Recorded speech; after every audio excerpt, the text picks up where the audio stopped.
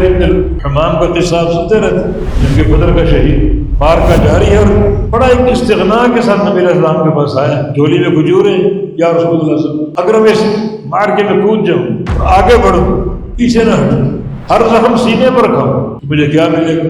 فرمایا کہ تمہیں جنت ملے گی جس کی چوڑائی آسمان و زمین کے برابر۔ کھجوریں تھی جھولی میں، اس میں 7 کھجوریں نکالی، یہ کھا لو کچھ ناشتہ ہو جائے تاکہ طاقت بحال ہو جائے، باقی پھینک۔ وہ 7 کھانی شروع کی، وہ بھی پھینک۔ کہتا تمہیں اگر کھانے بیٹھو تو میری دنیا کی زندگی لمبی ہو جائے گی، مجھے تو فوری جنت چاہیے، وہ بھی پھینک۔ میدان میں کود گیا، آگے بڑھتا رہا، شہید ہو گیا۔